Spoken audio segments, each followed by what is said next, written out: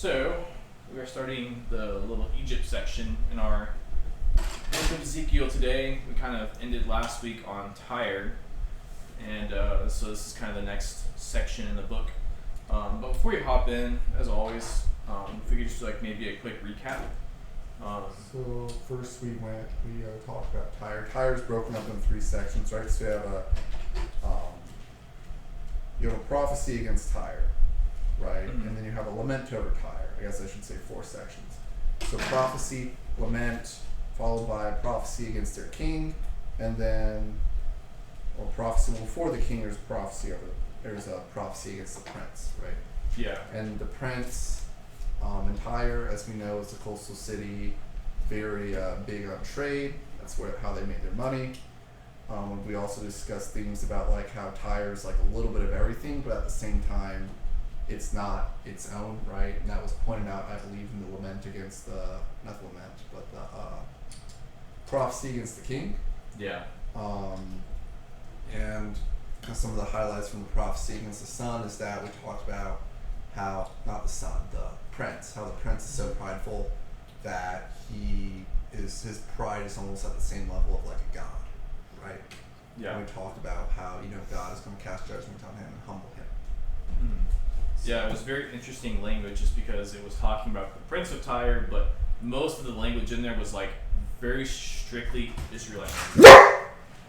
Where he talked about dwelling in Eden, he talked about profaning the sanctuaries, and like it basically it was almost like Tyler's being accused of breaking like the covenant with God. Yeah. Versus them just like being a bad nation. Another Yes. Bible brick shit. Like we said, we don't think they were like really. Hello. I don't know. Well, I don't think like saying they weren't bad wouldn't be like the right wording, but they weren't necessarily like evil in the way that like the Philistines and the Edenites were, right? And to be fair, previously it did talk more about that. In general, when it comes to like foreign nations, it's usually talking about things like their pride and like exploitation, things like that. Yeah. Bloodshed. Whereas this particular section had made a pivot, and it was much more religious language. Yeah. Exactly. And when we also discussed how like God has, at this point in time anyway, God had a different standard for the other nations, right? As he had not revealed as much to them as he did the Israelites. Yeah, which makes sense. He isn't going to hold everyone to the same, that's the exact same standard. Or he's not going to have the same expectations of them. Yeah. But yeah, so like we're roughly in the book, where are we right now? We just passed like the halfway point. Textually speaking, we're past halfway. Yeah. But like the structure of the book, we just passed the halfway point where basically there's like almost a chiastic structure to the book where the beginning and the end of the book are directed towards the people of Judah. Mm-hmm. And then the middle of the book is directed towards the nations. And at the very center, at the hinge point between God talking about Tyre and God talking about Egypt, God gives this very brief promise that he will one day restore Israel. Yeah. And that's what we literally ended with last week, I think, right? Yeah. Yeah. And so we just passed the halfway point, so now we're heading into the Egypt section. Yeah. So this was like a hill. We'd be like literally just clear the top. Yeah. We'd be going just down the other side of the hill. Yeah. So again, last week was about Tyre, which was like one of the two biggest nations that we'll talk about in this book. So now we're on the back half, and now we're talking about Egypt, which we already know plenty of already. But yeah, that's probably good enough for context. We didn't talk as much about like the book as a whole. That was more a recap on last week. But is there anything else y'all want to throw in there before we just hop in?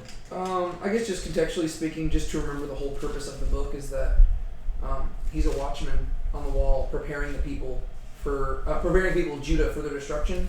Mm-hmm. And even though the section we're currently in is about the nations, the audience is still the people of Judah. Yeah. And so everything we're reading here, we have to read it through like two lenses. Like we have to figure out what the message is to the nations, but we also have to remember what the message is to the people of Judah and what this could tell them at that time period right before the fall of the city. That's just important because Ezekiel is a priest, and even though he's not in the temple, and even though they're not in the land, he is still functioning in a priestly capacity where he is mediating between God and man. And so yeah, it's probably worth noting that in the structure of the book so far, we have like, before we got into the section on the foreign nations, the last thing we read about Judah was the fact that Nebuchadnezzar was marching on and besieging them. And then we get into the section about these nations that are going to be judged as well. And again, the last nation we just talked about was this massive, powerful nation that God is going to destroy, and also going to do it through Babylon as well. The same people that are besieging Judah. And then this week we're going to talk about Egypt, and he's going to also talk about how Egypt is also going to fall at the hands of Babylon. And so it's probably worth keeping in mind that, again, to the people who are reading this in Babylon, the Judeans in Babylon,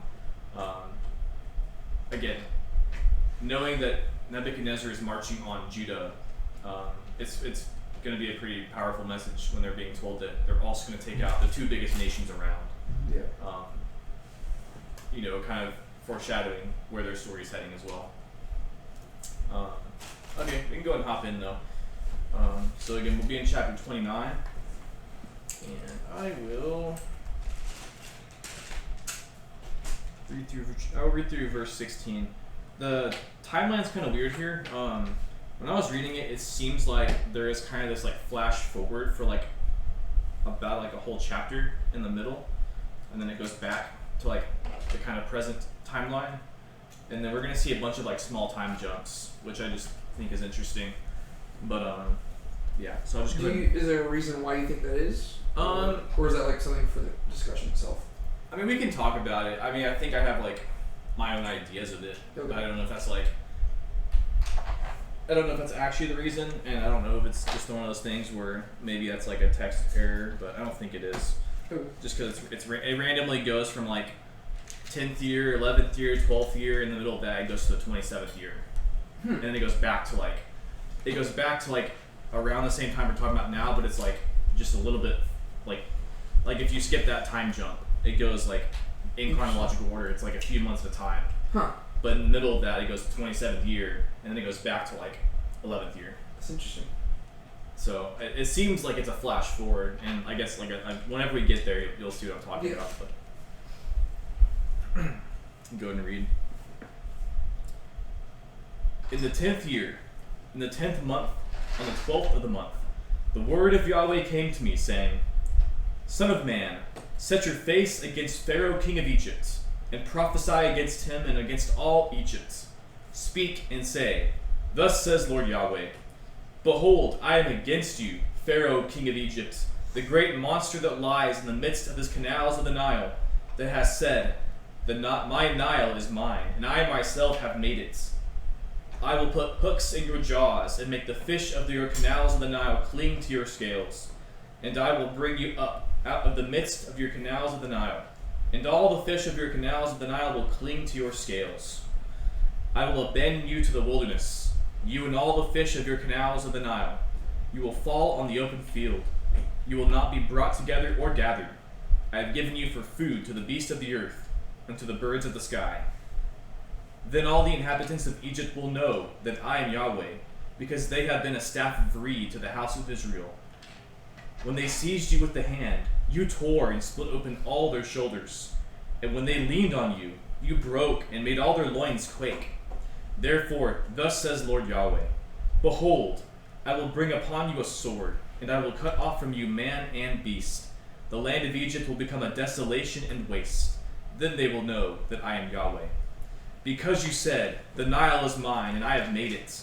Therefore, behold, I am against you and against your canals of the Nile, and I will make the land of Egypt an utter waste and desolation, from Migdol to Syene, and even to the border of Ethiopia. A man's foot will not pass through it, and the foot of a beast will not pass through it, and it will not be inhabited for 40 years. So I will make the land of Egypt a desolation, in the midst of desolated lands, and her cities, in the midst of cities that are laid waste, will be desolate 40 years. And I will scatter the Egyptians among the nations and disperse them among the lands. For thus says Lord Yahweh, At the end of 40 years I will gather the Egyptians from the peoples among whom they were scattered. I will return the fortunes of Egypt, and make them return to the land of Pathros, to the land of their origin, and there will be a lowly kingdom. It will be the lowest of the kingdoms, and will never again lift itself above the nations. And I will make them so small that they will not have dominion over the nations. And it will never again be the security of the house of Israel, bringing to remembrance the iniquity of their having turned after Egypt. Then they will know that I am Lord Yahweh. Alright, so one thing I do want to immediately point out is 40 years, right? Uh-huh. I think that definitely calls back to the Exodus. How so? So, I believe it was after the golden calf and it was, after the people rebelled against God, he killed off a generation, had them wander in the wilderness for 40 years, right? Mm-hmm. And we're seeing 40 years here mentioned again. Maybe there's some semblance there and callback to the book of Exodus. Yeah. Maybe I could be looking into it too much, but it's something to point out. I mean, I don't think you're looking into it too much. What do you think that connection might be? So I guess, what was the deal with the 40 years in the wilderness for Israel? 40 years it was to kill off a generation, so that way no one over the age of, I believe, 20 at the time, right? But what was their deal? Golden calf, right? Well, It wasn't actually the golden calf, and it was the. You can talk. I was gonna say it was because when they sent out people to see what was in the land, they doubted that God could deliver them, and that's why. Okay, my bad. I got it mixed up. So You're good. it was Yeah, so it was whenever they sent the spies in the land. it was everything Yeah. spies, and they came back and like they doubted. And Joshua and a few other people, like one of the first were the only people who believed, and that's why he led them into the promised land Yeah. instead. Yeah. Yeah. So and then connecting this essentially 40 years, right? Mm-hmm. Trying to think. All I can really say about it in relevance to Egypt itself, aside from the context that the Israelites wandered 40 years in the wilderness after God pulled them out of Egypt, is that maybe it's enough time for like a generation to die off, Mm-hmm. potentially. Yeah. Well, at least in some way or fashion, it was an act of judgment against a faithless generation for their unbelief. And if you think about it from that perspective, that generation, they never got to see the promised land, right? Mm-hmm. So the land that God was going to give to them, they didn't get to enter into. And so with that in mind, so maybe like going back a little bit earlier to the beginning of this chapter, what does God say about Egypt, or what he's going to do to Egypt? How does he describe Egypt? Well, first of all, he says he's against them, but I just think it's interesting. Like, he describes Pharaoh as like, I'm assuming it's a crocodile. Yeah, crocodile or big fish. Well, he just says the great monster that lies in the midst of the canals of the Nile, and then like he talks about putting hooks in the jaws and stuff. So like, the imagery is very interesting because it almost is supposed to be like Leviathan-like in a way. That was also thinking it was probably describing a crocodile. Yeah. Yeah, well, if you go back to Job 41, the question that he asked Job is, who can put hooks in his jaws? Oh, okay. And the conclusion is, well, God can. Yeah. And I think that I look back and I think it might be like the word for jaws might be different, but it repeats the question multiple times, and it's the idea of like fishing out the big fish out of the water. So I think it is intentional. Okay. It seems to me like he's. I mean, he may not be like he's really, referencing that story, like or that maybe passage? like that, or maybe just like using the same imagery. Okay. Like I don't know that the intention is like I'm calling you Leviathan, but like, I think the idea is the same. There's like this massive monster that like no man can stand against, but God can. God's like, I got this. Yeah. Okay. I think in some way or another, like there is kind of like a callback to it. Okay. Again, just because the whole thing is kind of like who really can stand against them, who can put the hook in the jaws, and God doesn't even ask that here. He just says, "I will do it." Yeah. He's like me. I can. Yeah. He says, "I will put hooks in your jaws, and I will make the fish of your canals cling to your scales. He'll bring them out of the canals of the Nile, and he will abandon him to the wilderness, and he will fall in the open field." So the imagery is like, it's like he's fishing him out of the water, and then he like, whenever you like get a fish, you just leave the fish on the ground. He's just like flopping around, dying. And then it talks about like how the animals are going to basically pick on him. And so it's the idea of like he fishes him out of the water, just like let him die on the land, and then like all the animals just scavenge it. That's interesting. Yeah. I thought it was definitely like, especially if you compare it to Tyre, because with Tyre, it was compared to a ship that got like sunk into the water, where the idea was like the water became like the pit of hell essentially. Yeah. That like man can't control. Whereas here, the water is actually like that's kind of representative of their kingdom, to where he says like he accuses him like the accusation he puts against Egypt here. He repeats it twice, but he says, because you said I have made the Nile is mine. Yeah. To where like the water is actually like the thing that Egypt's trying to control and they're trying to like grasp onto, and so rather than like the ship being sunk into like the depths of the water, God actually plucks them out of the water, and it's actually being plucked like out on the land that kills He's it. essentially taking away the thing they put their faith in. Yeah, that's also true. Yeah, and that's the other bit too about like the fish, because it repeats it a lot too. Like, what's the deal with the fish of the canal? The fish could resemble other nations, right? Yeah, I'd say like think back to like the Tyre passage a little bit. Like there's a similar idea of nations like depend on and have covenants with Egypt, whether it's trade or whether it's like alliances. So it seems like the idea is that whenever he takes out Egypt, like everyone, and as we're gonna see, everyone who trusts in Egypt will fall. The idea is everyone who's relying on Egypt is going to fall too. Yeah. But it also is making it sound like with the Tyre passage, it was like with Tyre's fall, everybody else fell. Mm-hmm. In this one, doesn't it make it seem like it's more like when Egypt falls, everybody turns against them and like consumes them?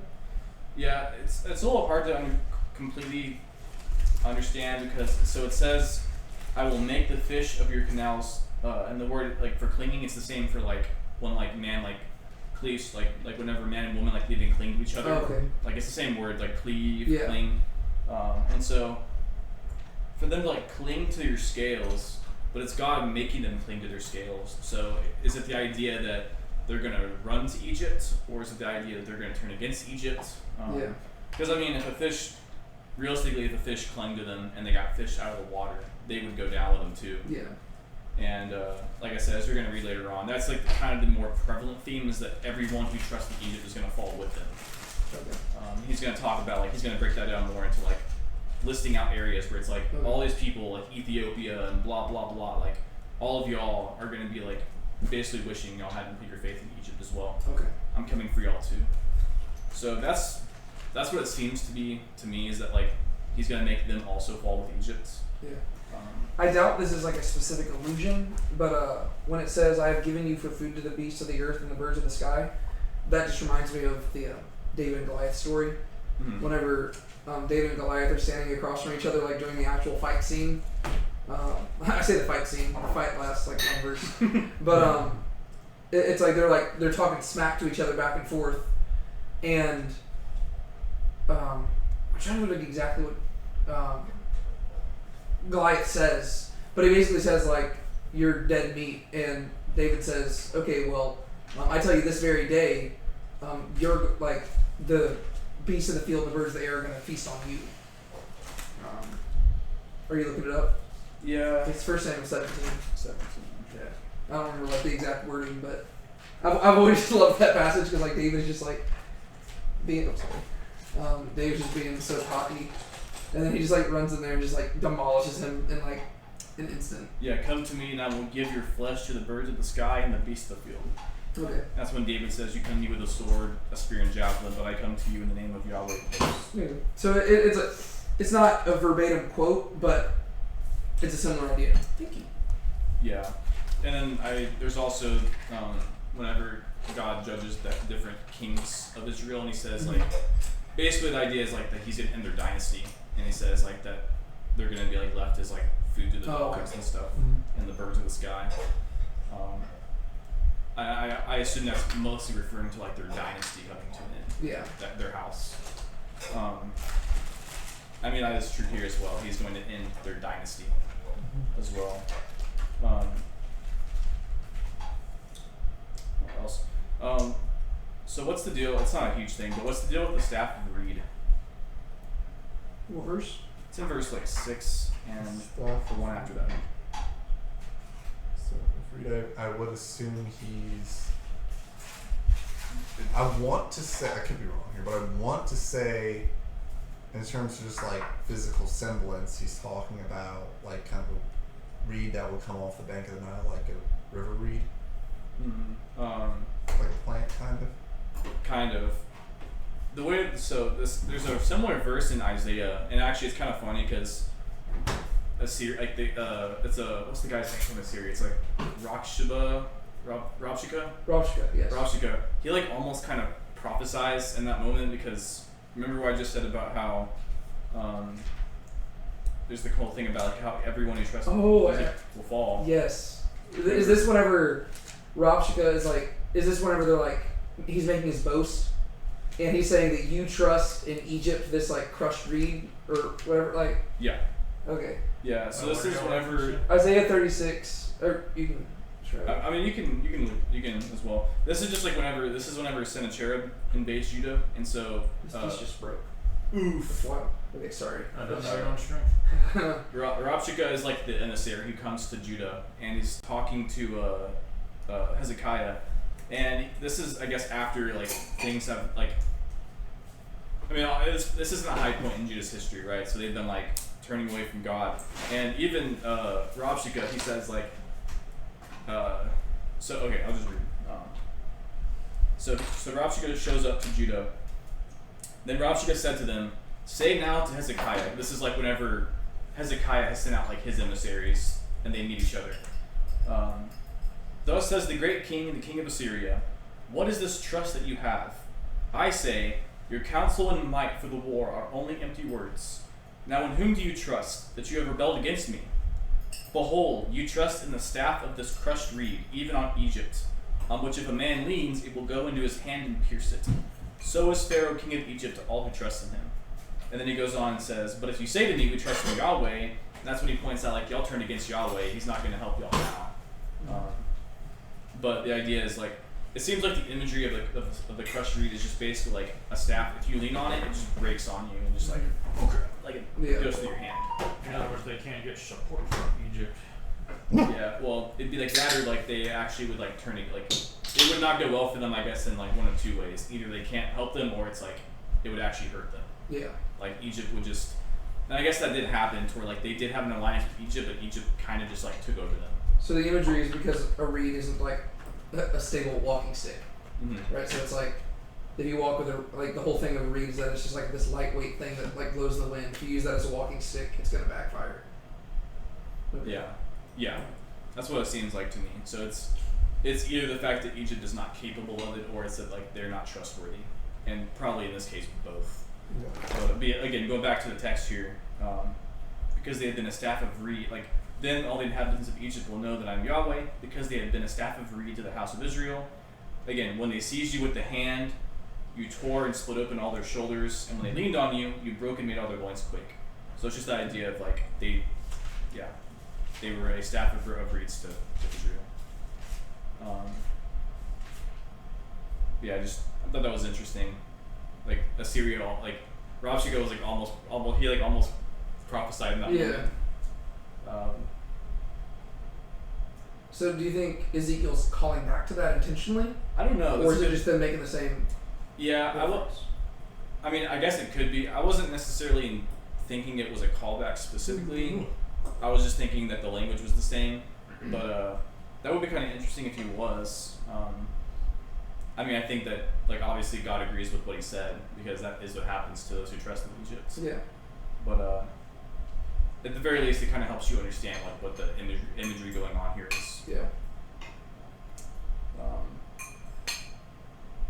Yeah. So again, and then we kind of get back to like what we talked about in the beginning, just about the whole like 40 years thing. Again, if you go back to verse 5, he says, "I will abandon you to the wilderness." He actually doesn't really say like he'll leave him like just on the ground. He does say he will fall in the open field. But I especially with the 40 years in mind, it does kind of seem like the idea is like the wilderness here is like is an intentional callback to like the wilderness that the Israelites were in. And so again, remembering what the 40 years in the wilderness represents, it's almost like Egypt is getting the same fate that Israel did. I mean, especially if you can think about what we just talked about, where God is going to take them out of the Nile into the wilderness, where like that's literally what happened with Israel. He plucked them out of Egypt. Well, and that's also literally what happened with Moses. Like It's true. when he was in the Nile and he was taken out. Like he was literally floating amongst the reeds.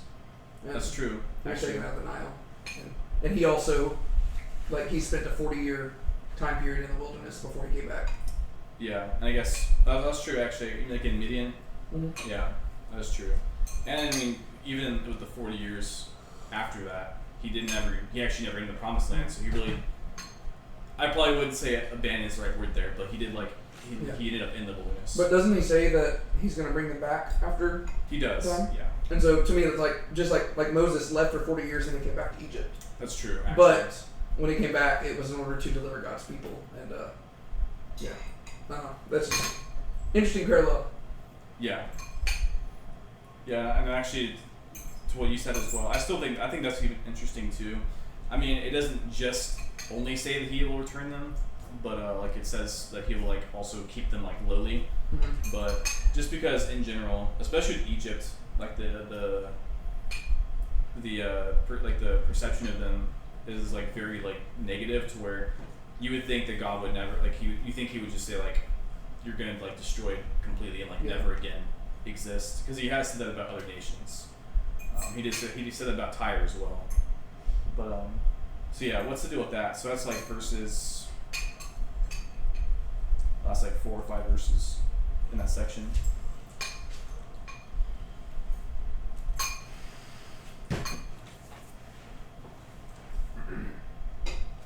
What verses? 13 through 16. He will bring them back to Upper Egypt, from where they're from, and he said he's going to make it a lower kingdom and reduce it. They will not return their former glory. Yeah. All right, I couldn't help but laugh whenever you're reading this, because like I hate how much like this is gonna sound like a weird comparison at first, but like how Trump talks in superlatives all the time. Mm. You know, like it has Yeah. ruined reading the Bible for me, because sometimes God will talk like that, where God will be like, "I will make you the low." Like, see, I almost started doing the Trump impression, where he's like, where God's like, "I will make you the lowest of the low nations," and I couldn't help but laugh, because whenever you were reading that, I can't help but read it in a Trump voice, because it sounds like. But whenever God says it, he actually like means it, you know. But like Trump always does the whole like, "I will make you the lowest of the lowest nations. You were once the best, but I'm the best, and I'm gonna make you low. Nobody's gonna be low like you are after I'm done with you." And like when you were reading it, I couldn't help but laugh. It's like, like Yeah. I hate that Trump has ruined how I read the Bible. It's just like I can see it. Yeah. it's ridiculous. But, That's funny. sorry, that's not an answer to anything you were asking. No. I almost started laughing as you were reading out loud, because it was like literally every line you said. I was like, Yeah. I can't believe I didn't draw that together. So I watched a clip of him like saying that about Iran essentially. So Yeah, that's true. anyway, well back to this. Yeah. And again, verse 16, and this, is probably again one of the big reasons as well. But it will never again be the security of the house of Israel, bringing to remembrance the iniquity of their having turned to after Egypt. Then they will know that I am Lord Yahweh. So why else does God do this as well? That they will same know. reason. Or sorry, what were you gonna say, Joseph? I was gonna say is that so that they will know he is Lord, same reason as he uprooted Tyre, right? Yeah, I don't know if he gave this specific reason explicitly with Tyre. Yeah. Again, it's language that calls back to the Exodus. Mm-hmm. Yeah. This is him basically announcing that he's about to do something very public again. Something that hasn't been seen since the time of the Exodus. Yeah. But what's interesting is that like since this phrase has showed up again and again throughout Ezekiel, the imagery is that what's going on here is so much bigger than what happened even during the Exodus. Because in the Exodus, God saved one nation from one nation, right? He took Israel out of Egypt. Whereas here, he's talking to Judah, and he's like, then you will know that I am Yahweh. And then he's talking to all these other nations, then you will know that I am Yahweh. So it's like, he is internationally making people know who he is. I just think that's kind of it's an interesting advancement of the what we see in the Exodus story. Yeah, and I don't think we've necessarily talked about this much explicitly, but as we're gonna just especially as we're gonna read more through this, I think it's probably worth pointing out in this book, especially because I'm trying to think if there's really been other prophets where God has talked so much about using Babylon to judge these nations, but you have to also consider that when he's talking to nations like Egypt and Tyre and really any of these nations, when you're thinking from an ancient Near East perspective, again, gods were tied to their nations, to where it makes sense that Egypt might recognize, let's say that God restored Israel back to being a big nation and they took out Egypt. It would be a little more clear that Yahweh was the one behind it. Yeah. I would say so. God probably wouldn't have to necessarily be so emphatic about then you will know that I'm Yahweh, because okay, well yeah, the nation of Yahweh took out Egypt, but you have to realize that remember that God's talking to Egypt, and he's going to eventually get into how he's going to take them out using Babylon, which are both nations that he's not publicly affiliated with. Yeah, it's a very interesting idea because I think you almost have to remind yourself what the name Yahweh means, right? It means basically he is who he is. It's just a third person version of I am who I am, and that makes more sense because think about it. It'd be really weird if Baal was oh yeah, I'm going to destroy Tyre using Babylon because I'm Baal. You'd be what are you talking about? Because Baal is a Canaanite deity. But Yahweh, he is the God of Israel, but his name means he is who he is, right? The idea is he might be the God of this local people, but he is so much more than that. And so he's reminding them, he's once I do this, and once I use one nation with their own gods to judge another nation with their own gods, well then you'll know that I am bigger than just the God of Israel, right? I'm not, yes, they're my people, and I'm handling them, and I'm doing a whole other thing with them, but when I use, when I'm basically playing chess with the nations and I'm toppling empires it's just a fun game, then you'll realize that I'm way bigger than just the God of this tiny little nation. Yeah. That's kind of a cool message. Yeah, just because I don't think we've necessarily talked about that specifically, but it is something that's just worth thinking about. Is again, earlier on, and I guess even earlier, it made sense because God was speaking oracles, and it was in response to their response to Jerusalem being to Jerusalem falling. So that made more sense because it's at least has something to do with them. To where here, he's accusing Egypt of something that's not even related to Israel. He just says because you have basically become prideful, and so it has nothing to do with necessarily Israel specifically. I don't think it's not really brought up in here at all. He just accuses them of their own pride, and he's using a foreign nation to eventually destroy them. And Israel's not even mentioned, but it's the God of Israel, and so it's it makes sense why he's having to emphasize trying to show them it is I am the one who's behind it all. Well, it's a very interesting concept. Just because I don't know. It's imagine you just received a letter, and it's hey, by the way, I'm gonna use such and such. I'm gonna use Babylon to destroy you, Egypt. Signed sincerely, the God of Israel. You're huh? I don't know. It almost sounds like somebody getting involved in something that's none of their business. Right? Yeah, exactly. To where it's almost as if I just wrote a letter to my neighbor and said, hey, I'm going to call the other neighbor down the street and I'm gonna tell him to come burn your house down. And then signed sincerely, dude at 4410. It's they'd be huh? It'd be really weird. Yeah. But the whole point is that even though God is the God of Israel, he's saying, oh no, this is my business because I'm also the God of everything. And you might have your own gods, Babylon. You might have your own gods, Egypt. But what you didn't realize is that I'm your God too. And every moment that you're living worshiping these other gods, you're living in rebellion against me. And so what I'm going to do is I'm going to use Babylon to destroy you, and then you'll know I am who I am. So that's just a... But it is interesting because it's not something that we typically we don't really think of it from that perspective very often. Exactly. Anything else y'all wanted to talk about in that section before we move on? We probably can move on. Do it. Next section, I don't want to read too much at a time. Basically, so if this is some sort of like flash forward that starts in verse 17, then it seems like it goes on until verse 19 of the next chapter. Yeah, because this is the 27th year, huh? That's like Yeah. a huge. It says 27th year, and then this chapter ends with a mentioning of a day, and then the next chapter starts with talking about a day, and it seems like that day is calling back to the same day. I mean, it is like the day of Yahweh, so it could also be more broad, but it seems like it has in mind like what he says he's going to do at the end of this chapter. And this discourse pretty much goes on until verse 20 of next chapter, and then it says in the 11th year, in the first month. Whereas this chapter started with 10th year, 10th month. 10th year, 10th month, and so it's like just a little bit ahead. And I forgot to mention that in this chapter. In the 10th year, in the 10th month. What year have we been in previously? Yeah, so this is like about a year after the siege started. Okay. What chapter was that? Was that chapter 24? Because it was when it was like that. Yes, yeah, 24. So 24 was the 9th year, 10th month. Okay. And This is the 10th year what?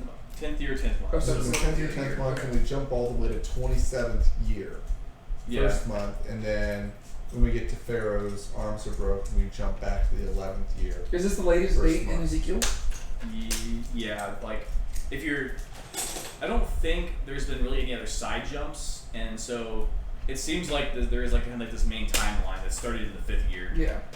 I don't remember. I think it's possible there was one other sideline that jumped ahead, but in general it's been like 5th year, then the 6th year, then the 7th year, then the 9th year, and so now we're in the 10th year, 10th month, and then like you said, the next after this little jump, it's going to go to the 11th year, the first month. So that's like what, 2 or 3 months? Yeah. So could we That's interesting. presume there's some sort of delay when we talk about like the 27th year?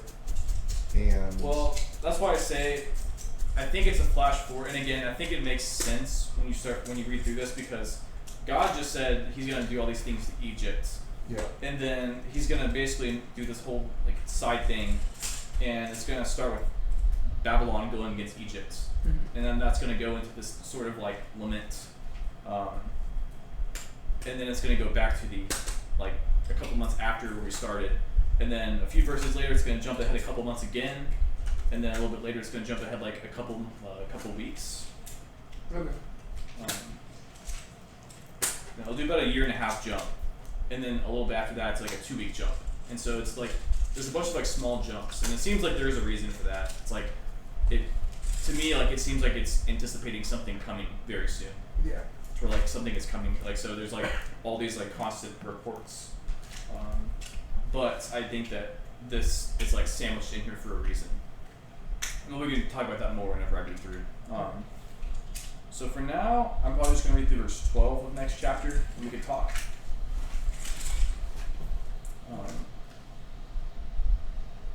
And I'll just read through.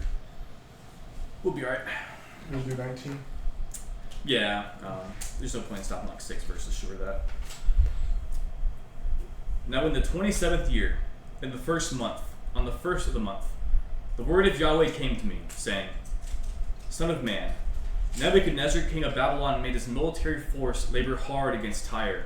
Every head was made bald, and every shoulder was rubbed bare. But he and his military force had no wages from Tyre for the labor that he had labored against it. Therefore, thus says Lord Yahweh, Behold, I will give the land of Egypt to Nebuchadnezzar, king of Babylon, and he will carry off her abundance, and capture her spoil, and seize her plunder, and it will be wages for his military force. I have given him the land of Egypt for his work, which he labored on because they acted for me, declares Lord Yahweh. On that day, I will make a horn sprout for the house of Israel, and I will open your mouth in their midst. Then they will know that I am Yahweh. The word of Yahweh came to me again, saying, Son of man, prophesy and say, Thus says Lord Yahweh, Wail, alas for the day is near, even the day of Yahweh is near. It will be a day of clouds, a time for the nations. A sword will come upon Egypt, and anguish will be in Ethiopia. When the slain fall in Egypt, they take away her multitude, and her foundations are pulled down. Ethiopia, Put, Lud, all Arabia, Libya, and the people of the land that are in covenant will fall with them by the sword. Thus says Yahweh, indeed, those who support Egypt will fall, and the pride of her strength will come down. From Migdol to Syene, they will fall within her by the sword, declares Lord Yahweh. They will be desolate in the midst of the desolate lands, and her cities will be in the midst of the cities laid waste. And they will know that I am Yahweh, when I set a fire in Egypt, and all her helpers are broken. On that day, messengers will go forth from me in ships to frighten secure Ethiopia. And anguish will be on them as on the day of Egypt. For behold, it is coming. Thus says Lord Yahweh. I will also make the multitude of Egypt cease by the hand of Nebuchadnezzar king of Babylon. He and his people with him, the most ruthless of the nations, will be brought in to make the land a ruin. And they will draw their swords against Egypt and fill the land with the slain. Moreover, I will make the canals of the Nile dry and sell the land into the hands of evil men. And I will make the land desolate, as well as its fullness, by the hand of strangers. I, Yahweh, have spoken. Thus says Lord Yahweh, I will also destroy the idols and make the images cease from Memphis. And there will be no longer be a prince in the land of Egypt. And I will put fear in the land of Egypt. I will make Pathros desolate, set a fire in Zoan, and execute judgments on Thebes. I will pour out my wrath on Sin, the strong defense of Egypt. I will also cut off the multitude of Thebes. I will set a fire in Egypt. Sin will writhe in anguish. Thebes will be breached, and Memphis will have distresses daily. The choice men of On and of Pi Beseth will fall by the sword, and the women will go into captivity. In Tapanes the day will be dark, when I break there the bars of the yoke of Egypt. Then the pride of her strength will seize in her.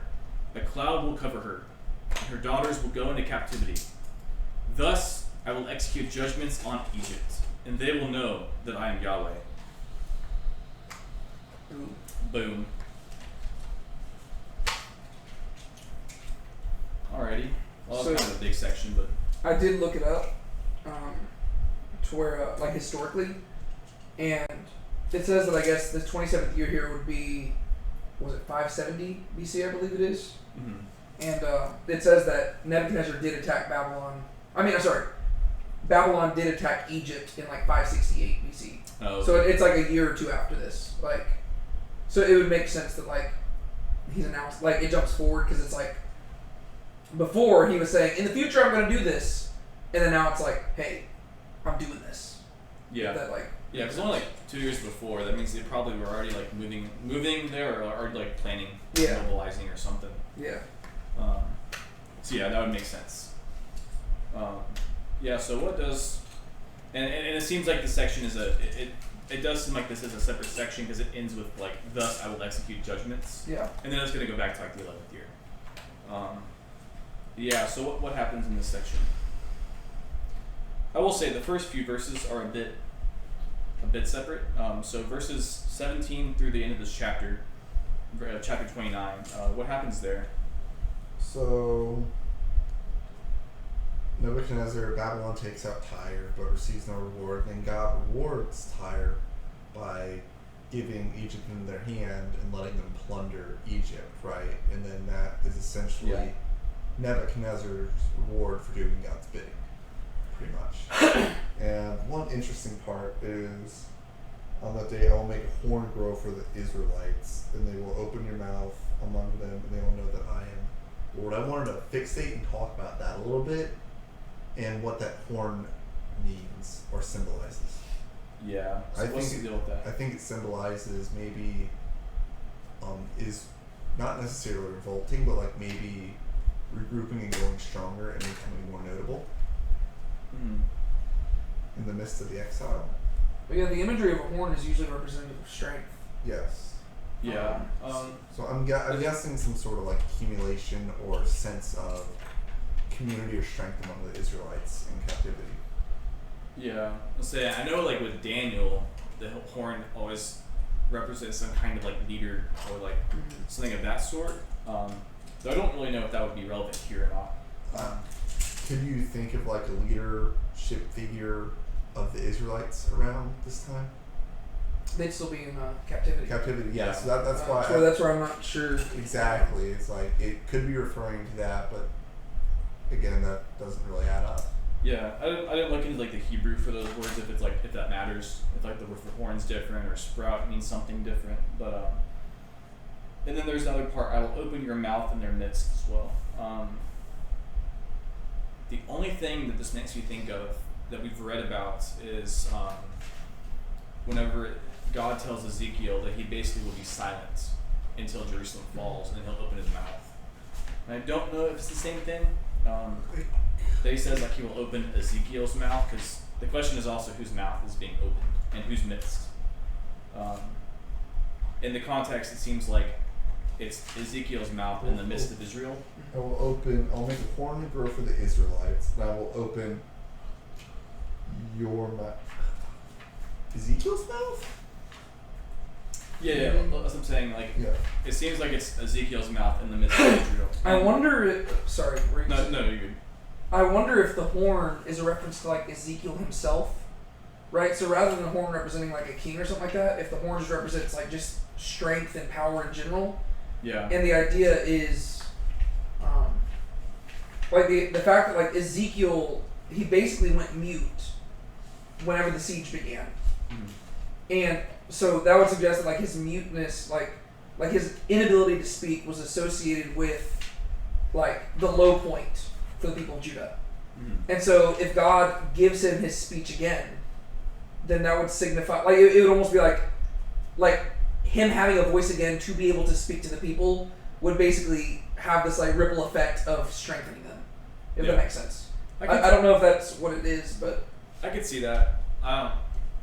Maybe something also that's worth considering is just, I would say that one of the hopes of Israel is the judgment of their nations and their oppressors. And so like, I mean, that even goes back to like Deuteronomy 32 with the whole like, eventually, though God is going to deal harshly with Israel, in the end, he is going to deal with all the nations that oppress them. And so it's also possible that this is in response, like, because either way, this seems to be in response to Egypt falling by Babylon. Yeah. And so it seems like the idea is this is good news for Israel, to where I don't know if this would be necessarily like a message of hope, to where it's like they get to see Egypt fall by Babylon, and so it's like they know that God's being faithful, to where like he's actually again he's destroying Egypt like he said he would do. well, yeah, I think that would be part of it. Just like the idea that he said it ahead of time, and now that it happens, like it reassures them. Yeah. Oh, our God is unlike the other gods, right? He's not just the God of us. Like, he is the God of everybody, but he's chosen us. And, like, the fact that he just used Babylon to destroy Tyre and now going down to Egypt, that's pretty sick. Because it means that, like, that God, he really is special. And you can see how that could bring about, like, mass repentance, because the whole issue is that they've been treating Yahweh like he's just any other God. And they fail to understand that he really is this holy God who's totally different.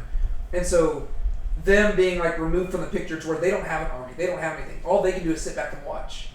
And they see like God predict, this is what I'm going to do. And then it happens. And it's like, oh.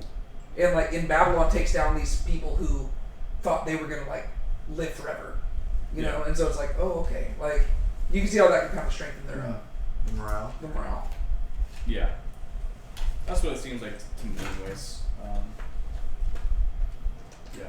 I think it's also interesting that God frames it here as being that he gives Egypt to Tyre or he gives Egypt to Babylon as like their reward for taking out Tyre.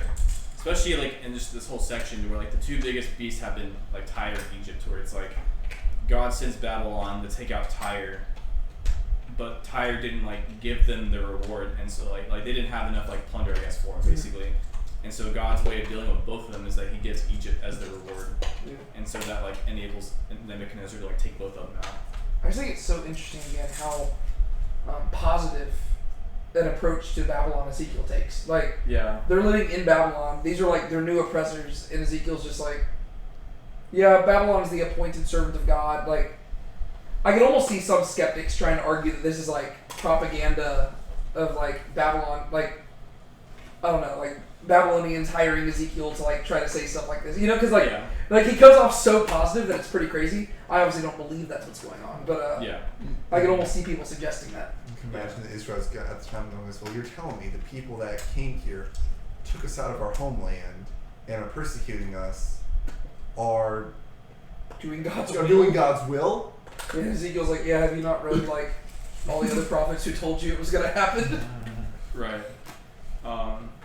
And yeah, like kind of like what you're pointing towards, like it does kind of make us have to reframe our theology a bit, so we have to allow for God to be able to do whatever He wants. Yeah.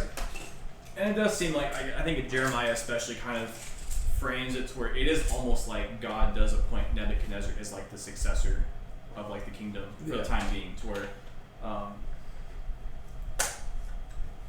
so it is almost like as if Nebuchadnezzar is like the king of Israel in a way. Well, I think that lines up with Daniel too, because like the whole idea of like the time of the Gentiles, it's like the whole idea is that while the house of David is down, God has appointed Gentiles to rule over them, and so you've got Babylon, then you've got Persia, then you have Greece, then you have Rome, and then during the Roman time period, the Messiah arrives and the house of David is restored. So like, I think that it is like fair to say that at this time period, Nebuchadnezzar is the king of Israel, and that's from God's perspective. Like they are what's the gosh, I'm blanking. Like in like Lord of the Rings, the guy who like takes care of like the throne of Gondor until the king returns. Isn't he like the warden or something like that? Like I forget what the title is, but like his title is Lord. Is Lord or like ward, like so I forget what exactly like his specific title was, but the idea is that he's the one who like keeps the throne safe until the king returns. Mm-hmm. And it's almost like God has appointed these like pagan Gentiles to take care of the people of Judah until the king arrives, which is just such a different approach to how the Jewish people would view that, because they would view it like these are our oppressors, and God's like, no, they're your caretakers until your king shows up and like actually whips you into shape. That's kind of cool. Yeah, I agree.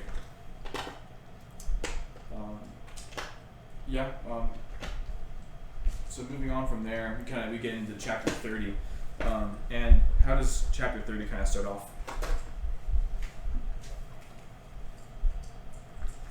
Prophecy, yeah, that's going to prophesy, and it seems like this is going to be a lament over Egypt. I'm going to assume, since we didn't have a date change and that Egypt has already fallen in this context, I guess you could say, that we're still in the same time frame of the 27th year, first month. Yeah, well, that's kind of why I grouped it together, because I think when you start chapter 30, it says, like, alas for the day, for the days near. It seems like it's referring to the same day from the verse before that, where it says, on that day, I will make a horn and sprout for the house of Israel, and again, the verse before that is giving Egypt to Babylon. So it seems like it's continuing the same discourse. It can be confusing with English sometimes, with like the whole the word of Yahweh came to me again stuff. I think I've read like you can almost translate it the verb tense a bit differently, to where it's like it's supposed to indicate more of like a continuation versus like a separation. So that's the thing that drives me nuts. They do that all the time in our translations. I think it's genuinely because people think the Bible's just like they find the repetition boring. Because like even in Exodus, as I've been translating it, I've been running into this to where they'll say, "Moreover, God said," and then a little later on, it'll say, "God continued to say," and then it'll say, "And God said again." And literally in all those cases, all it says is, "And God said," "And God said," "And God said." Like, but the thing is, like for some reason, like translators feel this like it's almost like they feel the need to like improve the Bible, which it really bothers me, because it's like it's such a simple thing.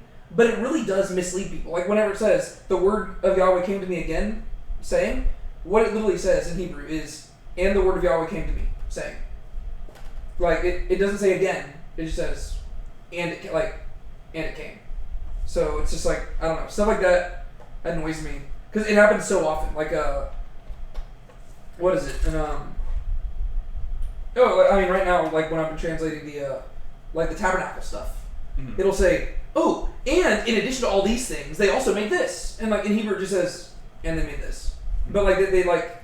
Oh yeah, we talked about that, because it was like there was a very clear like like if you read it like in English, it makes it sound like almost every other chapter or like every chapter, half chapter is like a separate like separated Yes. section to where like I think it was like 3 or 4 chapters before it was like really into that discourse. Yes. Well, yeah, it was literally just like one continuous line of dialogue, but the way that we translated it is just like, those are like little things where it frustrates me because it is, like, it's not even a matter of interpretation, it's literally just people trying to like almost improve the literary quality of the Bible, which to me is super snobbish, because like, Yeah. it's like, the Bible's already an amazing masterpiece. To think that you can improve it is crazy. But also, it like, it obscures certain things because it like in English it implies certain stuff which might not be actually in the text itself. Yeah. To me, especially if like you translate that, like if the phrase pops up often, and you do that, it almost makes it feel like the text is fragmentary. Yeah. It's like we only get snippets of like things here and there that was compiled, whereas it's really just.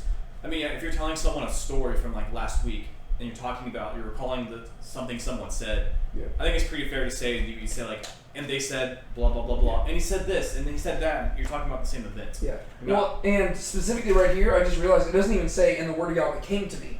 It literally just says, "And it was the word of Yahweh was to me saying." So it literally implies just continuation, like continuity. Mm-hmm. And I would almost suggest like the word of Yahweh there could even be a reference to, like, you know, the physical appearance of like Genesis 15, whenever it says the word of Yahweh came to Abraham and took him outside. Like whenever you go to the Gospel of John, it says the word of Yahweh, like the word became flesh. The word there could almost be a reference to like just God Himself, right? But so it doesn't say came again. It just says, and it was the word of Yahweh was saying to me. Mm-hmm. So it literally just like continues from the previous section. Yeah. That's sorry. We probably lingered on that longer than we needed to, but mean, that is it's a pet peeve of mine when it comes to translations. Yeah. That I've been like, as I've been translating things, I've been getting more frustrated by just little things that are like things that obscure the text from like people who don't know the other languages, you know? Yeah, no, I think it's an important side point, just because again that language, I think especially in the prophets, probably the most.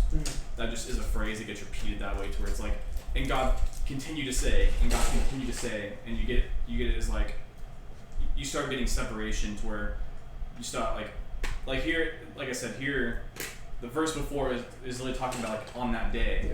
and then the next verse is, alas the day is near. And it seems like there's a connection there, Yeah. but.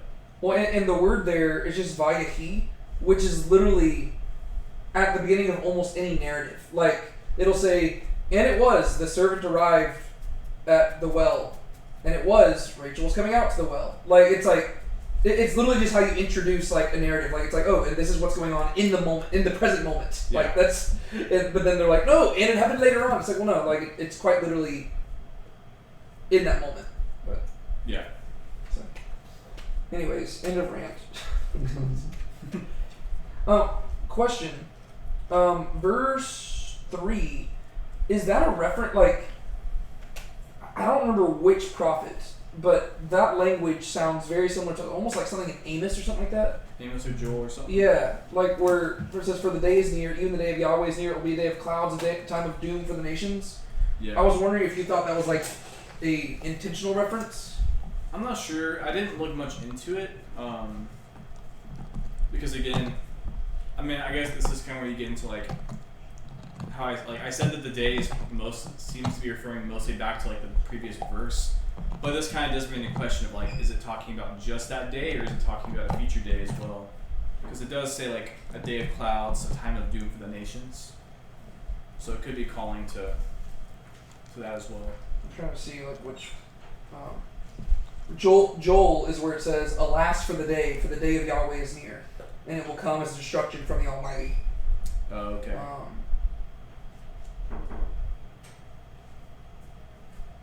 I think that was probably the reference that I was thinking of. Okay. Just because it also says alas for the day.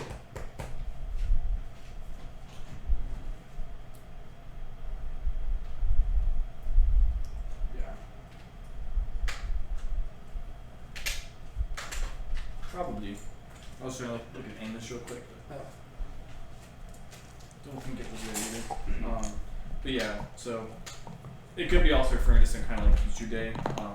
Though I do think sometimes when the day of Yahweh doesn't always have to refer to like end times. I think sometimes it does just refer to like the day that he like does like for example with like Jeremiah, we talked about how there was a whole thing with God watching over his word to do it, and it seemed to be referring back to like Deuteronomy and the prophecies there, where it was like the exile was like God fulfilling his word that he had like proclaimed before. Where like the day of Yahweh in that case is like the exile happening, where it's like the day of him like fulfilling his word. So in this case, it could be kind of both, but I think more immediately it's referring just to again the previous thing of he said like he was going to do this, and so the day of God, like the day of Yahweh is the day that Yahweh is fulfilling that word. Yeah, I think in general, whenever people encounter that word, like the phrase "the day of Yahweh," they usually interpret it as being like the whole short-term, long-term thing, because and I mean it depends on who you're asking. Some people will strictly say the day of Yahweh is in no way a reference to anything eschatological at the end. Yeah. But I think that there are certain verses which clearly go against that. And so it's like it seems like the general opinion is that there are many little d day of Yahwehs throughout history, and so pretty much any given passage you're in, you have to interpret it in light of like literally what's going on there. But the way that it is referenced and the way that like different quote unquote day of Yahwehs are like they're presented in the same fashion. Like the idea that Joel and Ezekiel are presenting it in a very similar like with language and stuff. Yeah. It suggests some sort of continuity between them to where like it's preparing you for some ultimate day of Yahweh which will kind of almost fulfill all of these things. Yeah. Especially because as we're gonna read, like we haven't got there yet, but if we I don't remember if it's gonna be in a chapter we get to today, but you have to also consider like does the immediate fulfillment actually fulfill everything in the chat, everything in the verses? Yeah. Where like it's kind of like with the King of Tyre thing, to where you can say like, oh, it's talking about the King of Tyre, like the actual King of Tyre, but also you read it and you're like, okay, this can't only refer to him. Yeah. There has to be like something else going on too, regardless of how like whether it's like whatever it is. Yeah. To where like you read through this chapter and obviously like to some degree this was fulfilled in 570 or 568, but it also seems like there is definitely some kind of longer term going on here, to where like I said, later on we're gonna get to like how Egypt's gonna get brought down to like Sheol, and they're gonna like see all the other nations there too. To where like at this point in the story, God hasn't like literally brought all the nations down to Sheol. Yeah. Like, that hasn't happened yet, and so there's obviously like a longer term thing going on. That's kind of a tangent. Yeah, we continue on. So again, he like lists out different nations like Ethiopia, Put, Lud, Arabia, Libya, and the people of the land that are in covenant will fall with them by the sword. So this seems like this is like almost like the fish that are clinging on to Egypt's scales, to where like they're all gonna go down with Egypt, like they're gonna fall with them by the sword. Those who support Egypt will fall, and the pride of her strength will come down. What's up? What? Were you gonna say something? Oh, okay. I thought you were saying something. I was thinking. Oh, okay. That's what it seems like to me. Yeah, no, I tend to agree is that you're talking about Cush, Libya, Lydia, Arabia, Cub, and talks about like them having a covenant with Egypt, right? Yeah. Jumping down just a tad, like a small bit. I think it's interesting in verse 9. He says, "On that day, messengers will go forth from me in ships to frighten, secure Ethiopia." And it seems like it's like after Egypt is destroyed, it's like everyone else is coming next. Again, if you just like think logically, like how this would be fulfilled, he's talking about Babylon doing all this, and so Babylon's the one actually, and then it goes on to say like that Babylon was Nebuchadnezzar's the one who's going to do all this. I just think that like the verse, the way it's worded is interesting. Messengers will go forth from me, and so as God's wording it as like being like his like angels are going forth to like warn the nations that they're in, like Well, because the word there is probably the same, right? For messengers. Probably. I didn't look at it. It is. I meant to. So it's like, was it not Melech? Malak. Malek. Yeah. And so. Another pet peeve of mine when it comes to translations. People just pick and choose when to translate it as messengers and angels. Like, Yeah. I just wish they would just consistently translate it as messengers. Yeah. Exactly. And so it's like God's angels are going forth to like warn the nations of their incoming doom. But it's actually like, but it says like they're going on ships to like frighten and secure Ethiopia, and so it's like God's almost framing Babylon's like emissaries or armies as like his angels. Yeah, his hosts. Is his host, yeah. Very interesting way to describe Babylon in that regard. Yeah. Well, again, I guess it makes sense if you just hold that this theology of like, again, Nebuchadnezzar is basically king of Israel, and so it is almost like as if Babylon's been grafted into Israel, and so this like Gentile army is basically become part of God's army, which is just interesting. For sure. And then again, it's just Not in the same like New Testament kind of way we talk about. No. That's what I was gonna say. Grafting might not be the right, like, just because there's a lot of theological baggage that goes with the term like grafting on. Fair enough. But like it's like they become like the caretakers. Like they are the Israel's in timeout, and so God has displaced the king and has placed another king over them for the time being, and that'd be Babylon. Like that's like a. It's a better way to because you say grafted and a lot of people are gonna be like, oh, so like in the New Testament. It's associated with like salvation. Like technically I guess the garden imagery of it works, but just the theological language is like one of those ones like. Ooh. That's a good point. Yeah. You gotta be careful with like the specific words you use.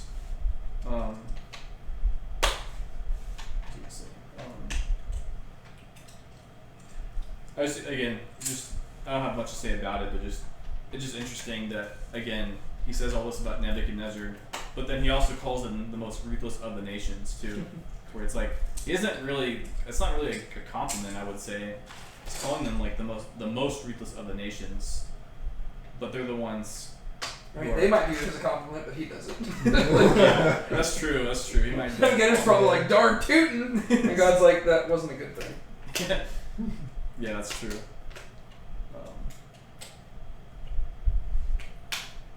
Another thing I thought was interesting in verse 12 is it's just like a specific choice of words. So it says he'll make the canals of the Nile dry and sell the land into the hands of evil men. I thought the choice of using the word sell versus like give was interesting to me. Just because to me like it's not maybe not a huge difference, but usually God talks about like handing over nations, and like he'll talk about selling Israel because Israel is his like nation, so it makes more sense because he like even they would recognize that he owns Israel. Yeah. But to sell something, you kind of have to own it. Mm-hmm.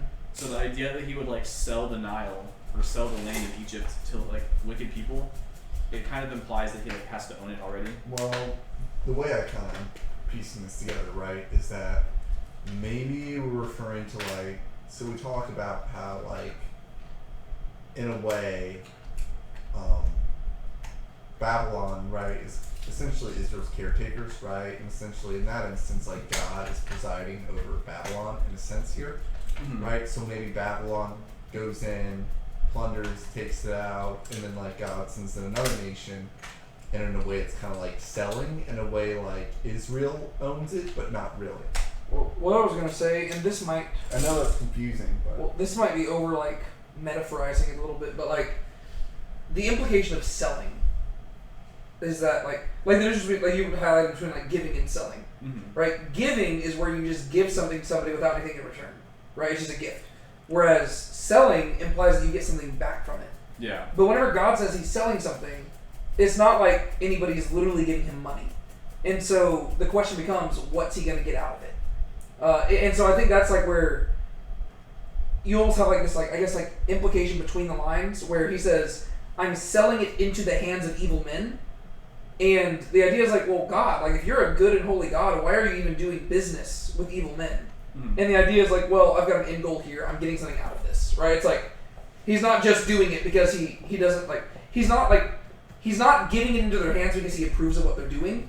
Yeah. He has an end goal, and he is going to do it in exchange for something, and that's kind of what Ezekiel's communicating. He's communicating that God has an end goal here that he's trying to arrive at. It's not like he's not just destroying one group of evil people and saying, I like these evil people better. It's like, no. He is judging them and selling it in the hands of another because he's got this end goal in mind, if that makes sense. Yeah, that makes sense. Yeah, there is also he does also in the previous chapter, he does say that Egypt is like their wages to Babylon for their labor that he labored against them. Though I think that's like a tad bit different than selling, but there's also that sense of like Babylon's doing a service, like God gets like the service out of them, and he's like paying them with Egypt. Yeah, that can make sense. Yeah, I guess that could make sense. And makes more sense than the long-winded theory I have. I mean, it's probably like more of a yes to all of them than it is anything else. But I just thought it was interesting, just because I don't know if I've really seen the phrasing of like him selling has come up a whole lot. Yeah. And then it's him he's selling foreign land to a foreign people essentially. So and he's the God of Israel. and then again, kind of a more wording choice thing, and we can move on if you feel like this is more of a side tangent.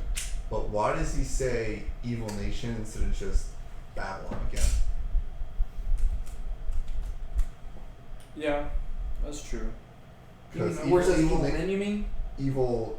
Well, I have NIV and that refers to evil. It says it's evil nation, but evil men would work too. Yeah, you're saying why didn't they say and sell the land of Babylon?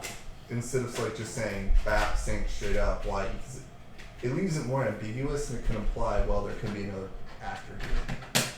Mm-hmm. I think it's just him clarifying that all because he's using Babylon doesn't mean he approves of everything they're doing either.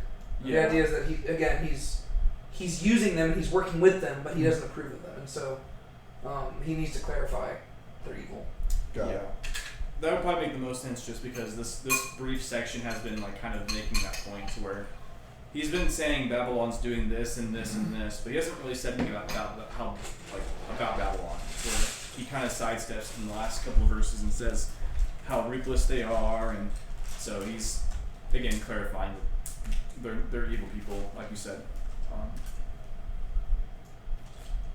Just whole thing is interesting.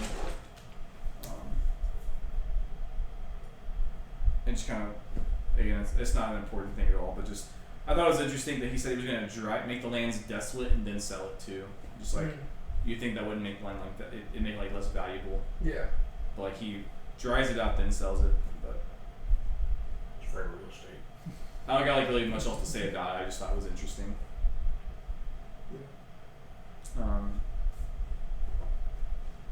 Yeah. Anything else you want to add in that section through verse 12?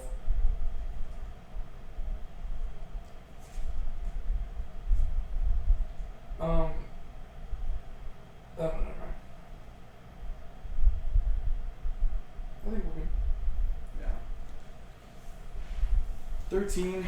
It's the same. It's the same discourse. It does make a slight shift. So what happens? What slight change happens in like verses like 13 onwards?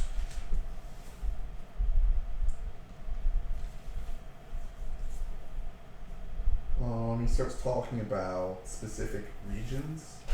Egypt is one of the big things I see. Like it refers to Memphis, Zoan, Thebes, Pelusium. I forget if I'm pronouncing these wrong. Pelusium, and kind of Heliopolis, Budapest, and the list just goes on. Yeah, I guess not all those are in like.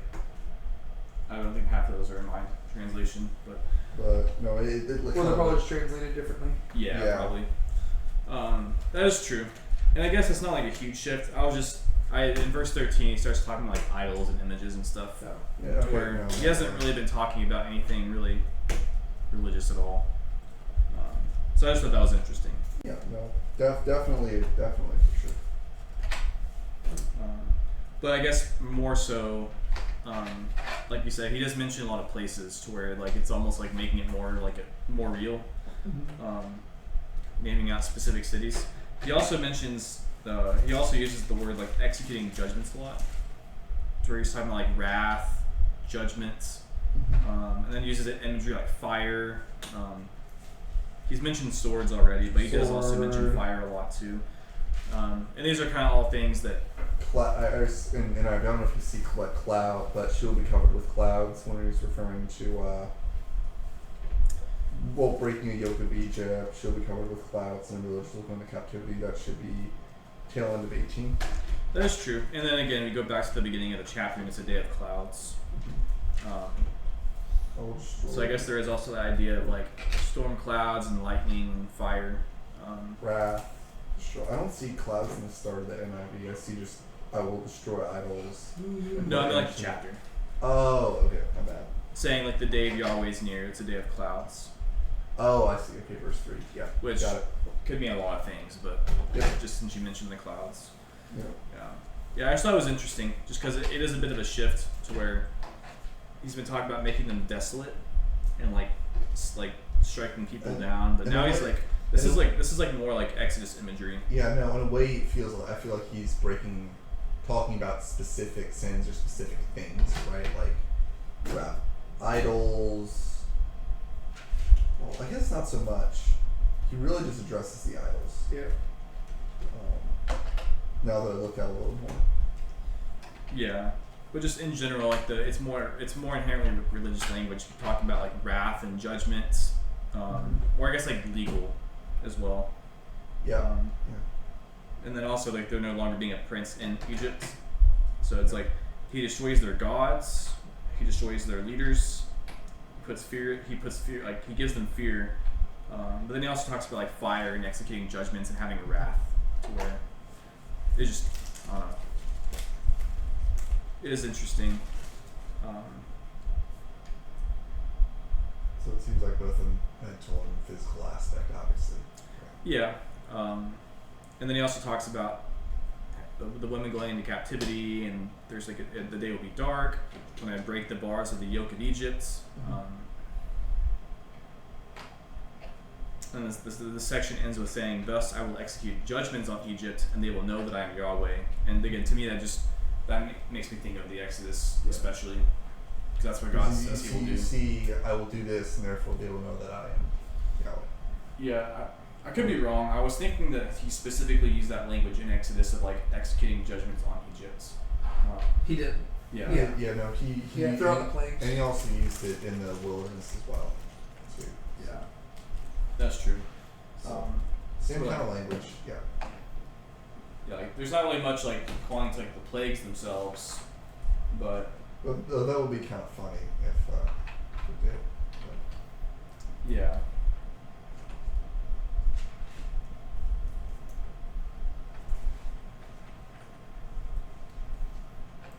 Some of the language here is also similar to how he talks about Jerusalem, the siege, to where he talks about like setting a fire, like set a fire in Zoan, and I also set a fire in Egypt. Then also talking about like cutting off the multitude, pouring his wrath on them. Yeah. The wall of Thebes will be breached. So I feel like when we read the siege of Jerusalem, it like also kind of lists out their sins, warn God's grievances against them. Yeah. Well, whereas here, you get the idols, but it's not really a theme. Yeah, and it's probably just because like the way that this is going to happen is that Babylon will probably besiege these cities, and so that would probably make that makes sense why the language is similar there. And then the one interesting thing is, it's already mentioned earlier, is that kind of talked about it. The early part of 29 is that when Israel came to Egypt for help, he talked about them being like a thorn in their side, essentially, kind of like the reed staff. I was say again? Beginning of chapter 29, the reed staff metaphor. Oh yeah, the staff reeds. I was gonna say that when God talked about the other nations, he kind of in the same format here. He talked about like their interactions with Israel and what like God's grievance to them was in that specific regard. Here it's a little bit, it's structured differently, right? He mentions the grievance in chapter 29, then he goes on more so about the punishment in more detail, Mm-hmm. just structured differently. Yeah, that's true. Didn't he mention his grievances against Tyre with regards to Israel, or The very first section of Tyre, the Tyre section, he mentions how like they looked at Jerusalem and were like, haha, so? basically. I guess in a way very similar structure to the way the laments and prophecies against Tyre were structured. Mm-hmm. Question: do we like?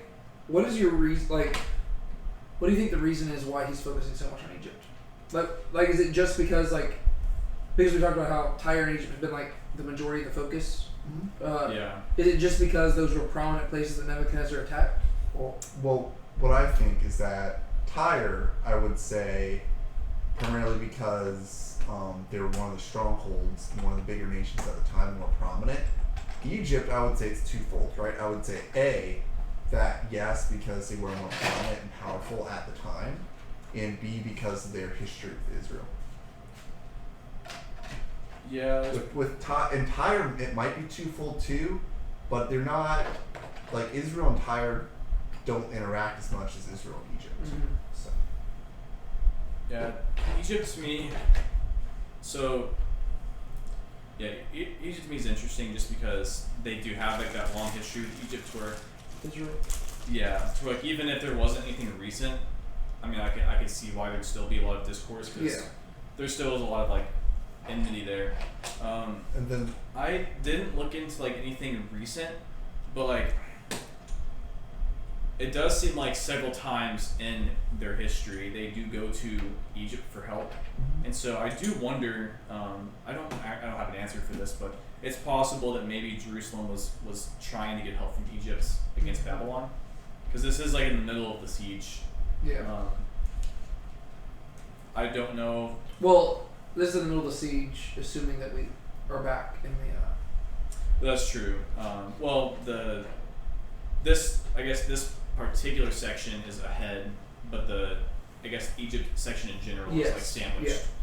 To where I don't know if that's like part of the reason is like maybe the siege bookends the oracle section because maybe maybe some of these nations Jerusalem did try to get help from. Okay. I don't know that for sure, but I do know that there are definitely multiple occasions where, well, we know that Judah definitely asked for help multiple times. I'm trying to think. They did ask for help against Assyria as well, I believe, and Assyria will get brought up later as well with the Egypt section. But that's not really the greatest answer to your question. But my guess. And you don't need to have one. It's just something I've been wondering. Yeah, my guess is that it's probably a combination of their rich history with Egypt and probably the fact that they seemed to be like they probably have been asking for help from them, and then also if you remember Jeremiah, like they do end up going to Egypt for refuge after as well, which might indicate that there was some degree of I don't know. I imagine if they were at war or super hostile, they probably wouldn't have been able to seek refuge in Egypt. But Probably. the fact that whenever God did warn them not to go to Egypt, it wasn't because Egypt was going to kill them. It was because Babylon was going to go strike them down as well. Yeah. Actually, I kind of forgotten about that as we go through as we've been going through here. But that is right. In Jeremiah, he did say like Babylon would go after Egypt as well, and so they would be caught up in that. So that could explain it. Yeah. Maybe they had enough of a relationship to where they could do that. Yeah. Which makes it even worse knowing their history with Egypt. To where it's like, I don't know what the deal with Tyre is. Maybe they also tried to get help from Tyre, but they don't have much of a history with them. Yeah. But yeah, anything else in this section? That's the end of the seemingly being a flash forward section before we go back to like the kind of main timeline of Ezekiel.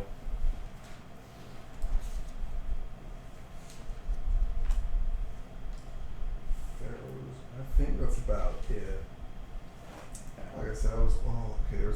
thing I did want to add Mm.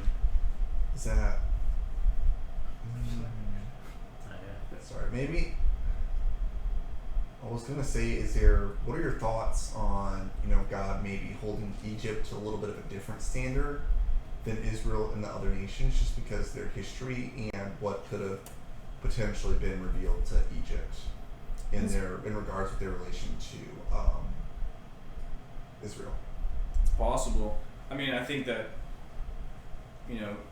God is complex enough of a figure to where he's not like in the same way that he talks about how like he deals with each person case by case.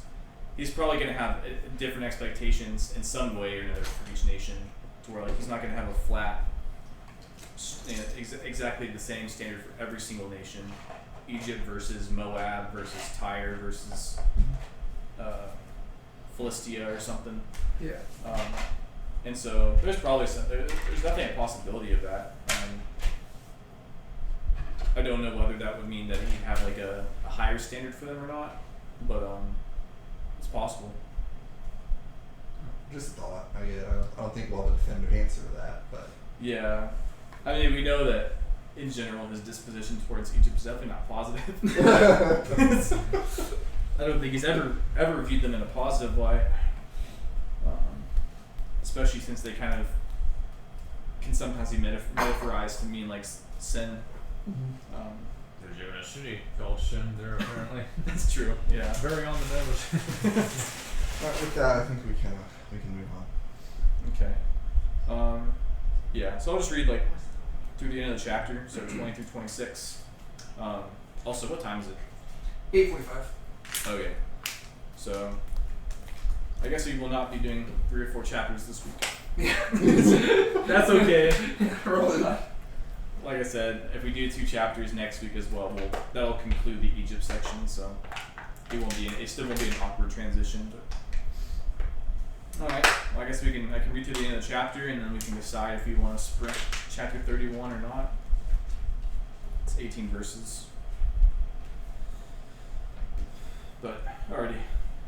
In the 11th year, in the 1st month, on the 7th of the month, the word of Yahweh came to me, saying, Son of man, I have broken the arm of Pharaoh, king of Egypt, and behold, it has not been bound up to be given healing or wrapped up with a bandage, that it may be strong to seize the sword. Therefore, thus says Lord Yahweh, Behold, I am against Pharaoh, king of Egypt, and will break his arms, both the strong and the broken, and I will make the sword fall from his hand. I will scatter the Egyptians among the nations, and disperse them among the lands. For I will strengthen the arms of the king of Babylon, and put my sword in his hand. And I will break the arms of Pharaoh, so that he will groan before him with the groanings of a wounded man. Thus I will strengthen the arms of the king of Babylon, but the arms of Pharaoh will fall. Then they will know I am Yahweh, when I put my sword into the hand of the king of Babylon, and he stretches it out against the land of Egypt. When I scatter the Egyptians among the nations and disperse them among the lands, then they will know that I am Yahweh. All right. So when does this part take place? This is back to the past. Back to the past / present / Yeah. something like that. Yeah. So, yeah. So 11th year in the 1st month, whereas the last one was the 10th year, the 10th month. Yeah. Well, I mean, the last one was the 27th year, but yeah. So this is 3 months, I guess, after or 2 months after what started chapter 29. Yeah. And there will be, like I said, and then the next chapter will start off about 2 months later again. Okay. And so I just think it's interesting. Like the jumps are gonna get really short for a little time period.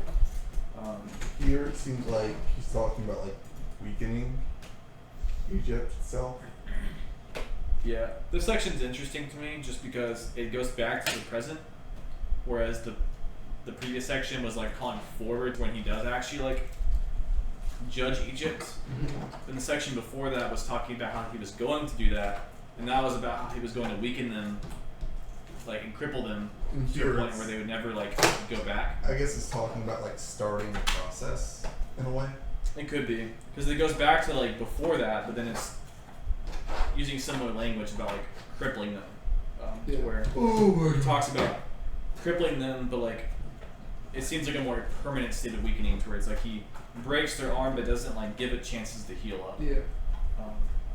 So it seems like it's about that same thing, but it's not in the future anymore. Which I don't necessarily have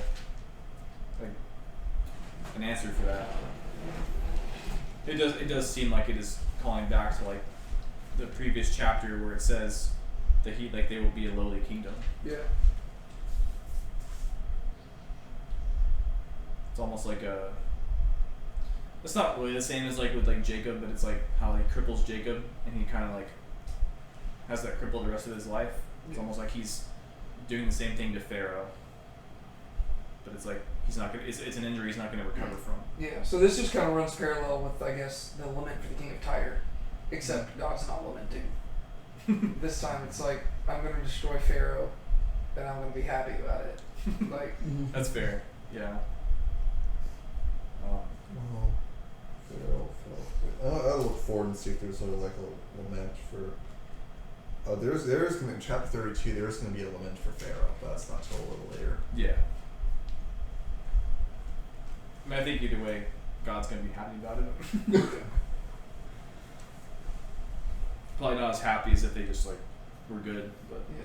But again, even like with Tyre, the language here is a lot like how God talks to Israel. mm-hmm. Like, when I scatter the Egyptians among the nations and disperse them among the lands, then they'll know that I'm Yahweh.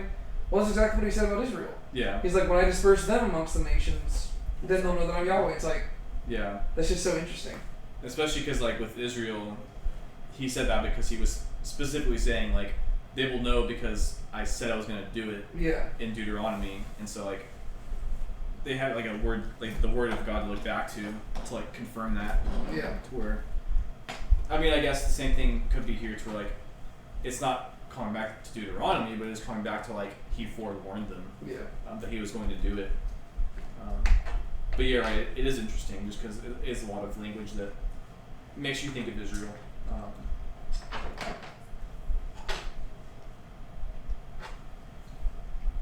And even I mentioned the Jacob thing, but I mean the imagery here is almost like of wrestling / like fighting, to where it's like, but in this case it's more about Babylon and Egypt, to where he's like, it's like God on the sideline, but he's like controlling the fight.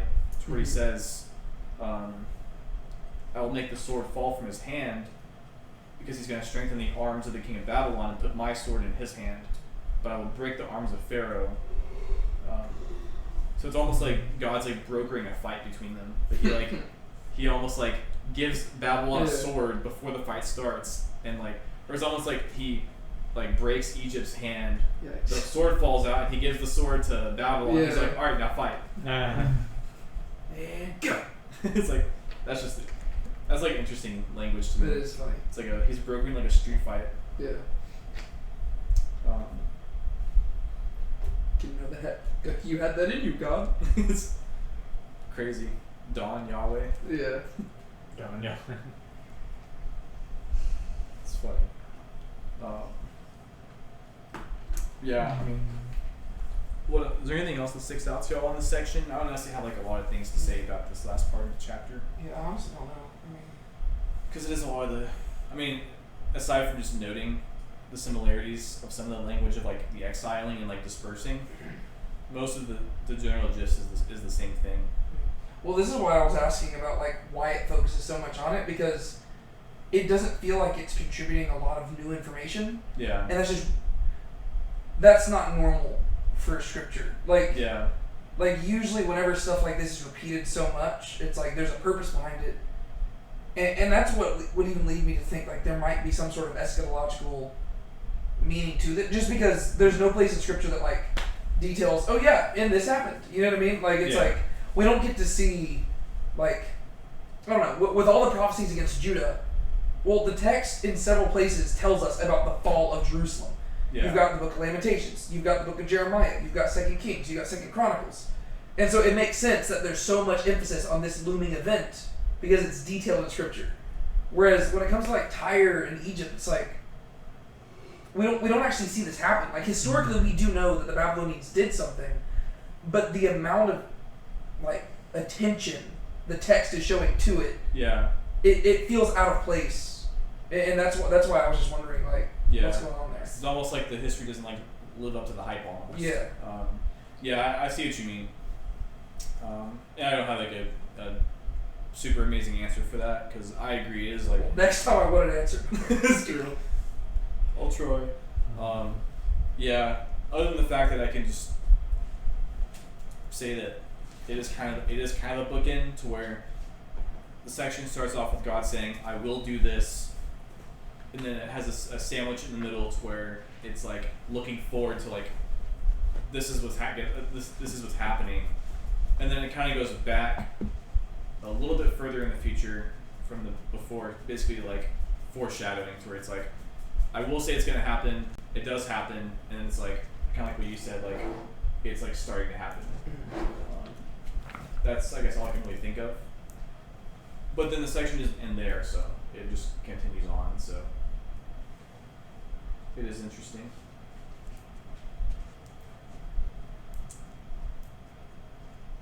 The next chapter will be interesting because the next chapter will get like more Eden language again, kind of like with the King of Tyre. If you want, we can power through it. So we can try to power through it, or if y'all want to try to give it more justice next week. I want to do more justice. Well, I was gonna say if we wanted, we could just do it like a little shorter right now. So it's like we could Preview it. we could power through it and then like revisit it next week and like maybe address a few other things that. Yeah, I think that's a good idea because I also have like a question for y'all with this section. So I'll read it really quick, but before that, to me the back half of this is a bit confusing on like when the audience or like the addressees is like changes to where it seems like after after like verse like 3 or after verse 2, it seems like Assyria is still the subject until like the last couple verses of this chapter. Mm-hmm. But some of the verb tenses kind of like confuse me a little bit to where it's like it talks about Assyria in the past tense, but then it'll sometimes like after verse 9 it seems like it goes in between like present and past, or like a future and past, to where I don't know if like when he turns back to Egypt. Mm-hmm. So maybe just keep that in mind. It's not a huge thing, but I just think the chapter is interesting to me. Yeah. Yeah, I'll just go ahead and read it, and then we can talk about it. Now it happened in the 11th year, in the 3rd month, on the 1st of the month, that the word of Yahweh came to me, saying, Son of man, say to Pharaoh king of Egypt, and to his multitude, To whom do you liken yourself in your greatness?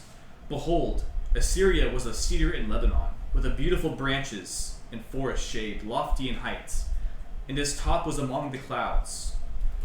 The waters made it grow, the deep made it high. With its rivers it was going all around its planting place, and sent out its conduits to all the trees of the field. Therefore its height was loftier than all the trees of the field, and its boughs became many, and its branches long, because of many waters, as it spread them out.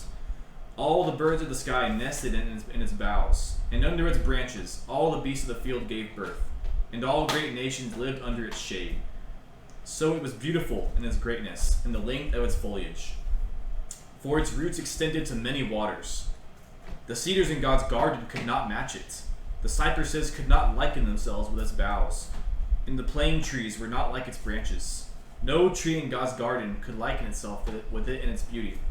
I made it beautiful with the multitude of its foliage, and all the trees of Eden, which were in the garden of God, were jealous of it. Therefore thus says Yahweh, because it is lofty in height, and has put its top among the clouds, and its heart is high up in its loftiness, therefore I will give it into the hand of a dominant one of the nations. He will thoroughly deal with it. According to its wickedness I have driven it away. Strangers, ruthless ones of the nations have cut it down and abandoned it. On the mountains and in all the valleys, and its foliage have fallen, and its boughs have been broken in all the ravines of the land. and all the peoples of the earth have gone down from its shade and abandoned it. On its downfall, all the birds of the sky will dwell, and all the beasts of the field will be on its fallen branches, so that all the trees by the waters may not be lofty in their heights, nor put their top among the clouds, nor their dominant ones, all the well-watered ones, stand in their loftiness, for they have all been given over to death, to the earth beneath, among the sons of men, with those who go down to the pits. Thus says Lord Yahweh, on the day when it went down to Sheol, I caused mourning. I covered it with the deep over it, and held back its rivers. And its many waters were stopped up, and I made Lebanon mourn for it, and all the trees of the field wilted away on account of it. I made the nations quake at the sound of its downfall, when I made it go down to Sheol, with those who go down to the pits. And all the trees of Eden, the choicest and best of Lebanon, all the well-watered ones, were comforted in the earth beneath. They also went down with it to Sheol, to those who were slain by the sword. And those who were its strength lived under its shade among the nations. To which among the trees of Eden do you liken yourself, in glory and greatness? Yet you will be brought down with the trees of Eden to the earth beneath. You will lie in the midst of the uncircumcised, with those who were slain by the sword. So is Pharaoh and all his multitude, declares Lord Yahweh. Yeah, that is weird. It's like Yeah. like it seems like he's almost just saying like, hey, I did this to Assyria, and I'm about to do the same thing to you. Yeah. But it seems very out of place because has Ezekiel mentioned Assyria Not really. that much at all? Not much. I mean, I guess in other prophets, there is like a lot of mention of like Egypt and Assyria together. Mm-hmm. But yeah, the section is odd to me just because it seems like in verse 10 there's a shift, but then also when you get down to verse 18, it also seems like that's a shift as well. To where, I mean, I guess it makes sense because the language in between there is like about, is what we saw earlier about like the ruthless ones, the dominant one of the nations that are taking them Mm-hmm. down.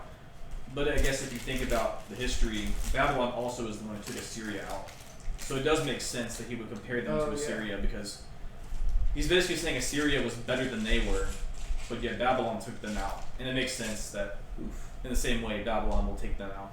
Because he talks about taking them down to Sheol, and when we get to the next section, or when we get there, he's going to talk about taking Egypt down to Sheol, but they're going to go down to Sheol and be like, oh, Assyria's here.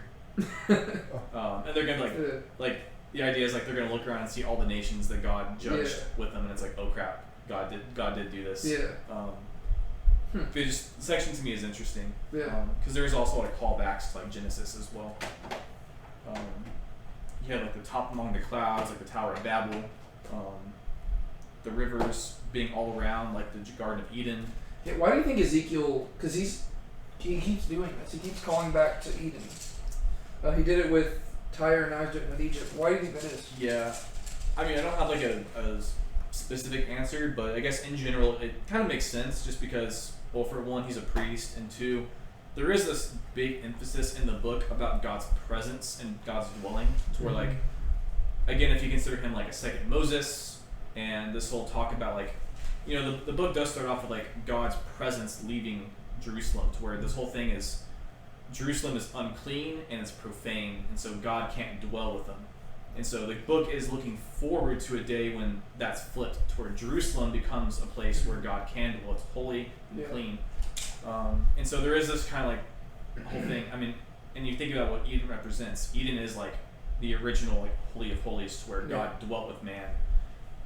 And so I guess it makes sense that there is like this language that creeps up a lot of like calling back to the place when man last time they actually did the will of God. Yeah.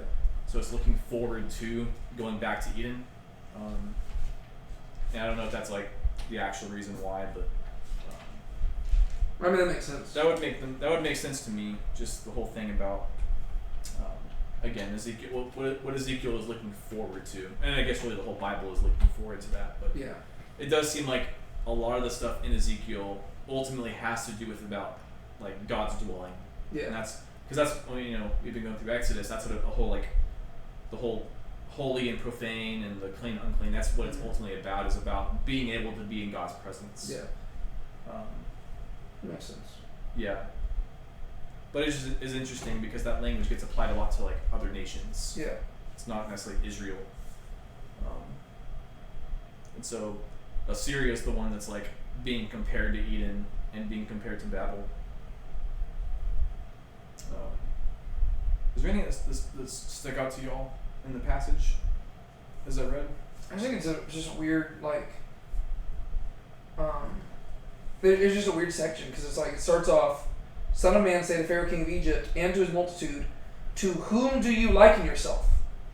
And then it's almost like you fill in the blanks between verses 2 and 3, Yeah. and they say, we liken ourselves to Assyria. Yeah. And he's like, okay, well, let me tell you about Assyria. They were like Eden. They were amazing. I destroyed them. And then you jump down to the very end, and it says, to which among the trees of Eden do you thus liken yourself in glory and greatness? Yeah. Yet you will be brought down with the trees of Eden to the earth beneath. You will lie in the midst of the uncircumcised, with those who were slain by the sword. So is Pharaoh and all his multitude. It's just like, it's just very interesting. It's It's like, like, let me ask you again. yeah. Yeah. I don't know. That's just like a very strange thing. And even the idea that he's comparing the nations to the trees of Eden. Yeah. This is weird. Yeah. Even going as far as to say that one of them was better than any of the trees in Eden. I'm like, whoa, what? Yeah.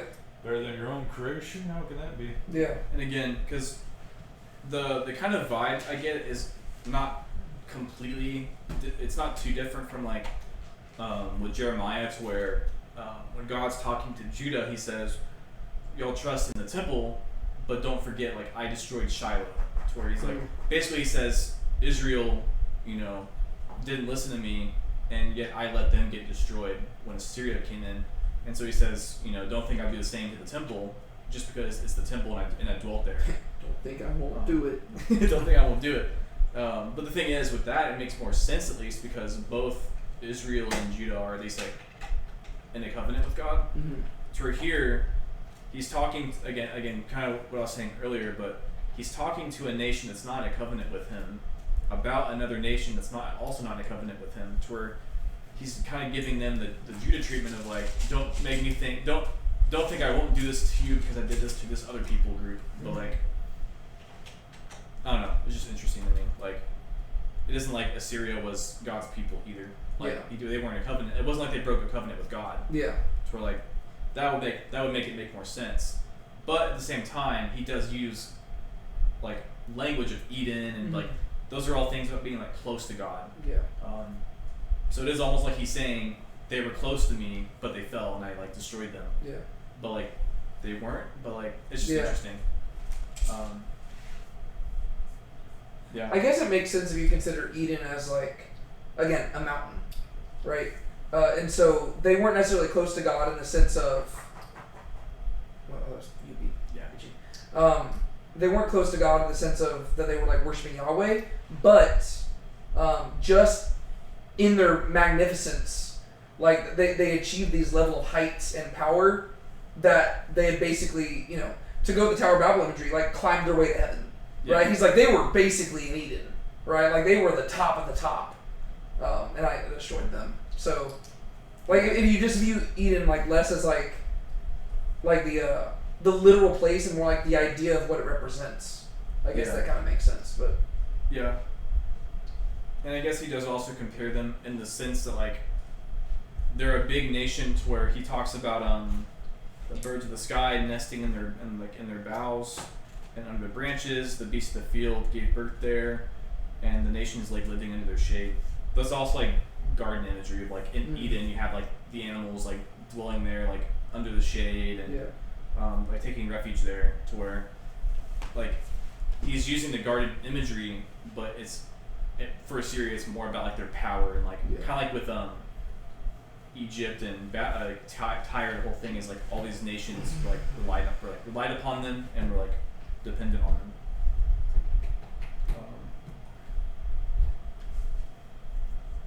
Yeah, it's just very straight. The whole thing is very interesting.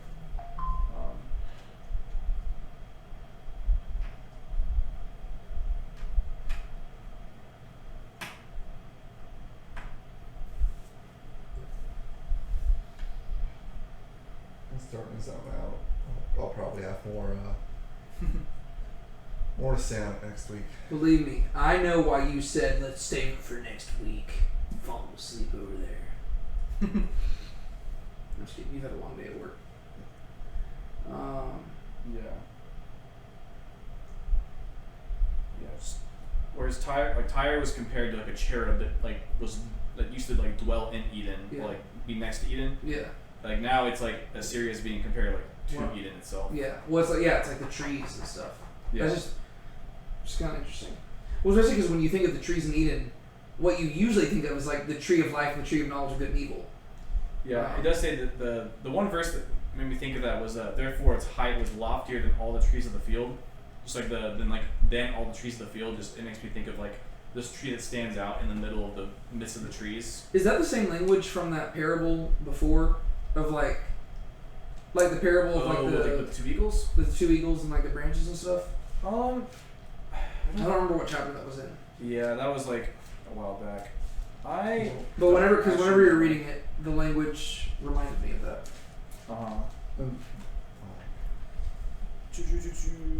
Well, you'll finish that, and then I have one minor thing I wanted to touch on. Which part? Like which thing in particular? It says, therefore its height was loftier than all the trees of the field. Like, because whenever it talks about the, remember like he says he breaks off the branches and plants them. But at the very beginning it said something about like the tree itself. It should be at the beginning of the parable. Yeah, I don't see anything in the first part about like specifically. It says like into the top of the cedar. Oh, okay. But it doesn't say that it's like loftier than the rest of the trees or anything. Okay. That might have just been like a thing whenever I was picturing it in my head. That's how I imagined it. Yeah. But well, if you go to the end part, it says, "I will take a sprig from the lofty top of the cedar and set it out. I okay. will pluck from the topmost of its young twigs a tender one, and will plant it on an exalted and lofty mountain. On the high mountain of Israel I will plant it, that it may lift up boughs and yield fruit and become a majestic cedar, and birds of every kind will dwell under it, that it may dwell in the shade of its branches." So the imagery is like the God is basically going to make like how he describes Assyria is kind of how he describes like what he's gonna do, and like Okay. where he takes like the tender sprig and makes this like Yeah. lofty mountain and like lofty tree. Okay.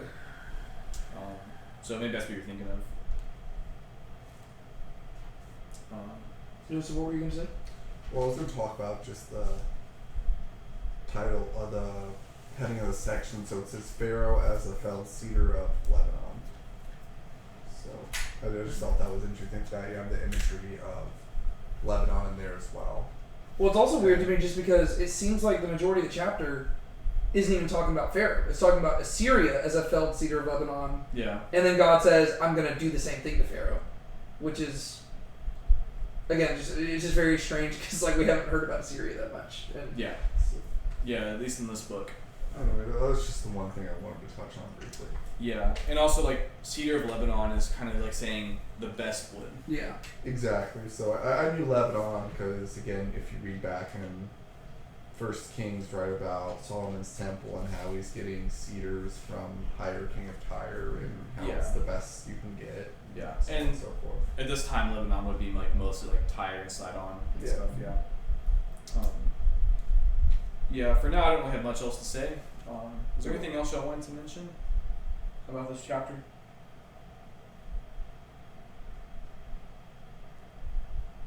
Obviously, we'll touch up on it again next week. That's about it. I just think Ezekiel's a very interesting book. I mean, like, Yeah. but I think I'm interested in it like in ways that other people typically aren't. Like, usually people are interested because of like the beings with the thousands of eyes and the temple chariot and the weird description of whatchamacallit, the temple at the end of the book and stuff. Yeah. Whereas like the stuff that sticks out to me is like the mention of Eden so much. Because like as formative as Eden is to like our theology, the Bible doesn't mention Eden that much outside of Genesis. Yeah, not Like, really. well, it doesn't even mention Adam that much. Like I don't even know if Adam is directly mentioned until you get to the New Testament. I'd have to go like double check. Yeah. It may not be. Yeah, but then Aren't there a few places in the Old Testament that refers to people as like children of Adam? I don't believe so. No. I know that's in Narnia. Like Yeah. like referring to the whole race. Yeah. Well, the word Adam in general just means man, so that word does crop up, but Yeah. No, I was talking about specifically like Adam. children of Adam, Yeah. like referring to humanity as that a few times. yeah. But then also but Ezekiel also mentions like Daniel and Noah and Job, and like those are also people who are not mentioned elsewhere. Like Noah, like again in the New Testament, yeah, Noah's mentioned a lot, but after Genesis, you really don't have Noah being mentioned that much, and Yeah. Job isn't mentioned anywhere other than the book of Job. And then Daniel's contemporary, like, I don't know, like that's the stuff in Ezekiel that's like this is a weird book. Like it's just like Yeah. like what the heck's going on here? Like that's just Oh, you thought we forgot about the stuff? Nah. yeah, that's just kind of strange. I like it. Yeah. I'm definitely glad we're going through it, and we're not going like too fast because it's kind of nice just getting all those different details. Yeah. Any other like application points or fun facts or anything else about the section we went through today? Fun facts. Again, I've already mentioned this a couple times, but just the whole thing to me is interesting. The way that God kind of relates to and interacts with like the other nations, and like even when Israel really isn't involved at all. And obviously, it just goes back to the fact that He is the God of all nations, because He's the God of the heavens and the earth. But it's just interesting to me. Yeah. Yeah, I'm glad that we spent some time talking about the whole just like, thus you will know that I'm Yahweh thing, because I've always associated that quote just with the Exodus, but like, I don't think I've ever really spent much time thinking about like what He's actually communicating in that moment. Other than just like, you'll know how great, like I think of like Muhammad Ali was like, I'm gonna show you how great I am. Like that's what God's saying, but like just the practicality of like the way He's doing it. It's like, yeah, I'm going to, like, you might think that I'm just like this little god of this little ho-dunk nation that you captured, but I'm about to use the most powerful empire to destroy one of the most powerful empires, and I'm going to say I'm doing it ahead of time, so that whenever you laugh and think I'm being stupid, and then it happens, you're gonna be like, oh shoot, he was telling the truth. Like that's just kind of cool. Yeah, I agree. Anything else? That was a good little section. Yeah. Next week, we'll finish up the Egypt stuff, and I guess depending on our pacing, we might, we probably won't get to the, back to the siege stuff, but Yeah. we'll talk a little more about Ezekiel. Alrighty, well, someone want to pray us out? We'll do it. Lord, thank you for allowing us to be here. Thank you for Sean and his willingness to lead us through your word. I pray that we studied it well, and I pray that you'll help us understand it, and that we won't just spend our Tuesday nights reflecting on Ezekiel, God, but we'll spend the rest of our week reflecting on it, so that we won't forget what it's about and just make it, like we won't waste the time that we spend here, God. I pray that we will use it for your glory, and that we will grow closer both to one another and to you through our time studying it. And we pray that you'd be glorified, God. In your name we pray. Amen. Amen.